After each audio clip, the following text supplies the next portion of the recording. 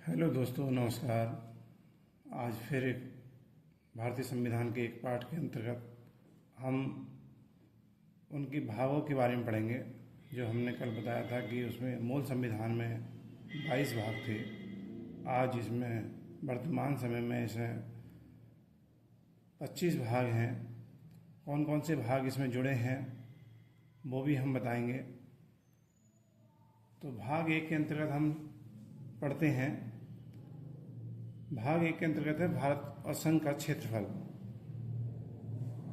नए राज्यों को बनाना, राज्यों की सीमाओं में परिवर्तन करना, भारत में नए राज्यों को जोड़ना, भारत की भूमि से अलग जो हैं उन्हें भी भारत में जोड़ना, वो सब अनुच्छेद 1 से लेकर 4 के अंतर्गत आता है।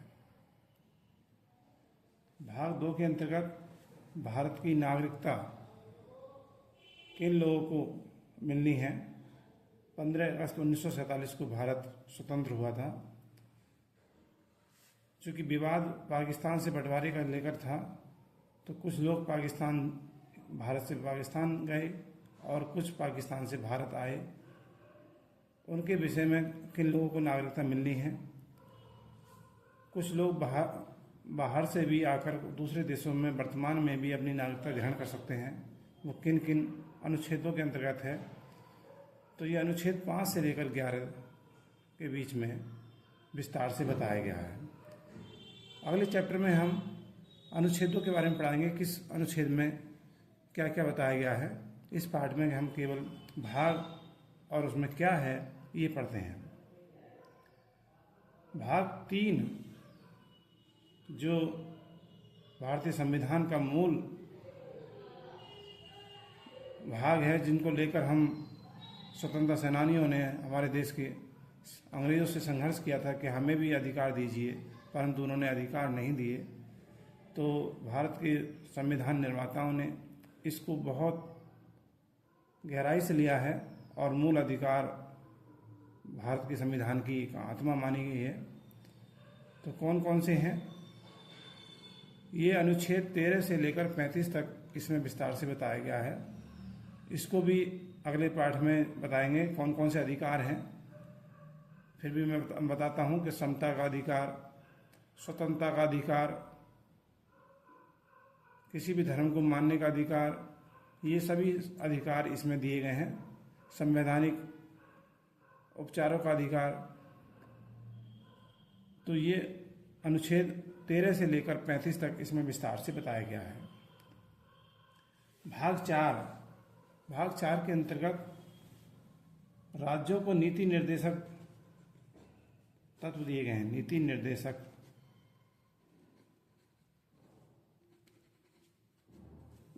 ये राज्य के इच्छाओं पर निर्भर है कि कौन से नीति निर्देशक तत्व अपने राज्य में वो लागू करते हैं।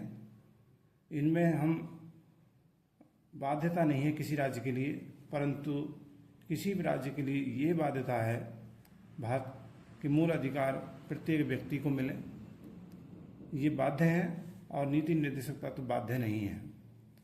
तो ये अनुच्छेद 36 से लेकर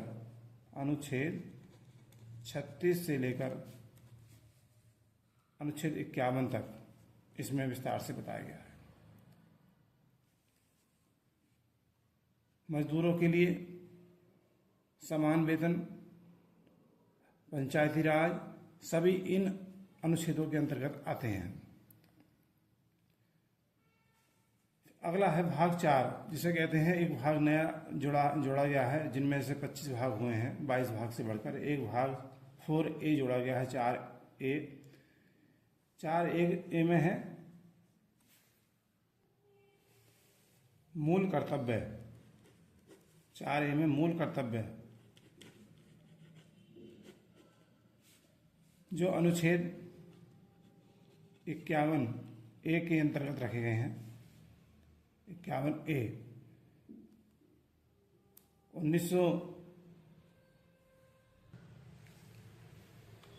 1976 में 10 मूल कर्तव्य जोड़े गए थे स्वर्ण सिंह समिति की अनुशंसा पर। तो ये अनुच्छेद 51A के अंतर्गत रखे गए हैं, जैसे स्वतंत्रता संघर्ष के जो आदर्श हैं हमारे, जो स्वतंत्रता सेनानी रहे हैं, उनका सम्मान करना, राज्य की संपत्ति को सुरक्षित रखना, प्रकृति का संरक्षण करना, इस तरह से ये 10 मूल कर्तव्य थे। एक 11वां मूल कर्तव्य सन 2002 में जोड़ा गया है, जो 86 में संविधान संशोधन द्वारा जोड़ा गया है, जो 6 से 14 वर्ष के बच्चों के लिए शिक्षा दिलाने का ये उनका कर्तव्य है, माता पिता का। इसी प्रकार भाग 5 में संघ, जो केंद्र है, संघ में कौन कौन सी शक्ति होंगी, संघ के बारे में बताया गया है। ये अनुच्छेद 52 से लेकर अनुच्छेद 151 तक इसमें विस्तार से बताया गया है। इसमें भारत का राष्ट्रपति, भारत का उपराष्ट्रपति, प्रधानमंत्री,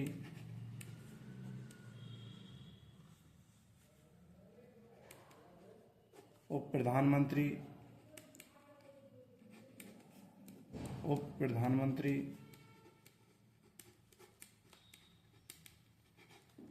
महान्यायवादी,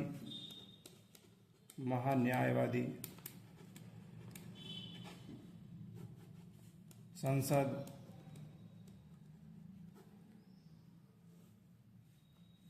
एक होता है CAG, सुप्रीम कोर्ट, सब इसी में रखे गए हैं, अनुच्छेद 52 से लेकर अनुच्छेद 151 तक, सुप्रीम कोर्ट। तो दोस्तों, इसी क्रम में भाग 6 जो राज्यों से संबंधित है, राज्य के मुख्यमंत्री, राज्यपाल, जो अनुच्छेद 152 से 237 तक इनके मध्य इनका जिक्र है और विस्तार से इनके बारे में क्या अधिकार हैं। राज्यपाल, मुख्यमंत्री, उप मुख्यमंत्री, महाधिवक्ता, हाई कोर्ट और विधानमंडल, इनके बारे में विस्तार से अनुच्छेद 152 से लेकर 237 तक राज्य के विषय में बताया गया है। राज्य के प्रथम अनुसूची के भाग ख के रूप में जो राज्य थे 238 अनुच्छेद में रखे गए थे, भाग 7 के अंतर्गत इसको निरस्त कर दिया गया है इस अनुच्छेद को। भाग 8 जो केंद्र शासित प्रदेश हैं, जैसे लद्दाख, पुडुचेरी, दिल्ली, चंडीगढ़, जो केंद्र के अंतर्गत आते हैं, केंद्र शासित प्रदेश कहलाते हैं, राज्य कहलाते हैं, उन्हें अनुच्छेद 239 से 242 के बीच में रखा गया है।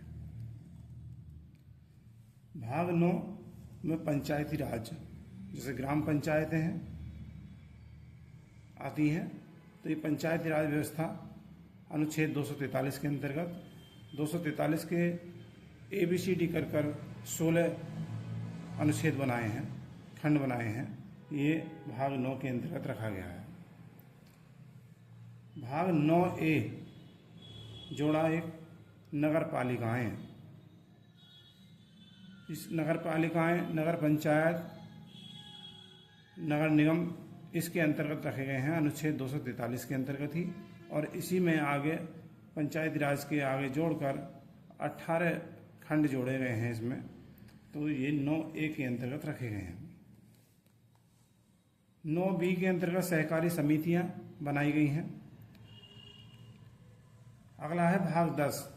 भाग 10 में जनजाति क्षेत्र, जैसे असम, कुछ स्वशासी संस्थाएं बनाते हैं, तो 244 अनुच्छेद में इनको बताया गया है। इसी प्रकार भाग 11 में केंद्र राज्य संबंध के बारे में बताया गया है। अनुच्छेद 245 से 262 के बीच में, 245 से 262 के बीच में अनुच्छेद के बीच में बताया गया भाग 11 के केंद्र और राज्यों में क्या संबंध होगा, कौन कौन सी विधायी शक्तियाँ, कौन कौन सी प्रशासनिक शक्तियाँ अलग अलग इनके हिस्से में होंगी, किन पर इनका अधिकार होगा, इसके विषय में बताया गया है। भाग 12 के अंतर्गत संपत्ति, निविदाएं, वाद विवाद, वाद उनसे संबंधित अनुच्छेद 264 से 300 के बीच में इनको बताया गया है। भाग 13 के अंतर्गत व्यापार, वाणिज्य, समागम के बारे में अनुच्छेद 301 से लेकर 307 तक बताया है, विस्तार से चर्चाएं हैं। भाग 14 के अंतर्गत सेवाएं हैं, यूपीएससी, यूपीपीसीएस या राज्यों के पीसीएस के अंतर्गत अनुच्छेद 323A और 323 भी रखा गया है। ये इसमें न्यायाधिकरण शक्तियां दी गई हैं, जो कोर्ट से अलग हटकर कुछ अधिकारियों को न्यायिक शक्तियां दी जाती हैं या अलग से न्यायाधिकरण बनाए जाते हैं, भाग 14A के अंतर्गत जोड़ा गया है। भाग 15 के अंतर्गत निर्वाचन आयोग, जो 324 से 329 के बीच में उनकी शक्तियां, राष्ट्रपति, उपराष्ट्रपति, राज्य के विधानमंडल और केंद्र संसद के दोनों सदनों के चुनाव, वो अनुच्छेद 15 के अंतर्गत रखा गया है। अनुच्छेद 16 के अंतर्गत SC, ST, OBC कुछ विशेष समुदायों के लिए विशेष सुविधाएं दी गई हैं, अनुच्छेद 330 से लेकर 342 के बीच में। राज्यों में, केंद्र में, राज्यसभा में किस वर्ग को कितनी सीटें आवंटित की जाएंगी, वो इसके बारे में विशेष से उपबंध किए गए हैं। भारत में भाग 17 में भारत की क्या राजभाषा होगी, राजभाषा न्यायपालिका की क्या होगी, राज्यों की क्या होगी, केंद्र की क्या राजभाषा होगी, वो अनुच्छेद 343 से लेकर 351 के बीच में इसमें विस्तार से बताया गया है और हिंदी को राजभाषा के रूप में संघ की राजभाषा माना गया है। भाग 18 में आपातकाल उपबंध, इमरजेंसी सेवाएं। इमरजेंसी सेवा नहीं, इमरजेंसी लग जाती है कि आपातकाल यदि राज्यों में संवैधानिक तंत्र विफल हो जाए या हमारा किसी दूसरे देश से युद्ध छिड़ जाए या हमारा वित्तीय तंत्र विफल हो जाए, तो उनको अनुच्छेद 352 से लेकर 360 के बीच में रखा गया है। 1975 में पहली बार आपातकाल लगाया था श्रीमती इंदिरा गांधी की सरकार ने। 360 के अंतर्गत जो वित्तीय आपातकाल है वो आज तक अभी नहीं लगा है, तो ये आपातकाल से संबंधित अनुच्छेद 352 से लेकर 360 के बीच में रखे गए हैं। इसी के आगे अनुच्छेद 361 से लेकर 367 के बीच में भाग 19 के अंतर्गत रखे गए हैं। प्रकीर्ण कहलाते हैं ये, जिसमें राज्यपाल या राष्ट्रपति को पद पर कार्य करते हुए इन पर कोई भी आरोप नहीं लगेगा, इनका संरक्षण किया गया है। इसी प्रकार भाग 20 के अंतर्गत संवैधानिक संशोधन, यदि उस समय के संविधान संशोधन, उस समय संविधान बनाया गया था, उसके बाद में परिवर्तन आया समय काल परिस्थिति के हिसाब से, तो किसी अनुच्छेद में हमें संशोधन करना है या कोई नया नियम लागू करना है संशोधन करके, तो अनुच्छेद 368 के अंतर्गत इसको रखा गया है। अनुच्छेद 368 के अंतर्गत भाग 20 के भाग में केवल एक ही अनुच्छेद है, भाग 20 में 368। भाग 21 में अस्थायी संक्रमणकालीन विशेष उपबंध, अनुच्छेद 369 से लेकर 392 तक, जैसे जम्मू कश्मीर धारा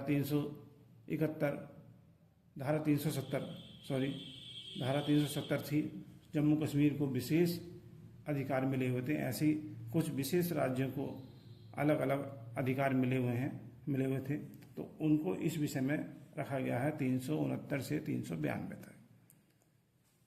भाग 22 में हिंदी के पाठ में नाम संक्षिप्त का रूप का अर्थ बताए गए हैं, अनुच्छेद 393 से 395 तक। इस प्रकार ये 22 भाग हैं, उन्हीं में चार भाग जोड़े हैं, तो एक भाग कैंसिल किया गया है, भाग 7। तो इस प्रकार 25 भाग हो जाते हैं। अब 25 भागों के बारे में हमने विस्तार से बताया। उम्मीद है कि आपको अच्छा लगा होगा। आपकी कंपटीशन में ये काफ़ी मदद मिलेगी। हम छोटे छोटे भागों को, पाठ को छोटे छोटे भागों में तोड़कर ही पढ़ेंगे तो ज़्यादा विस्तार से समझ में आएगा।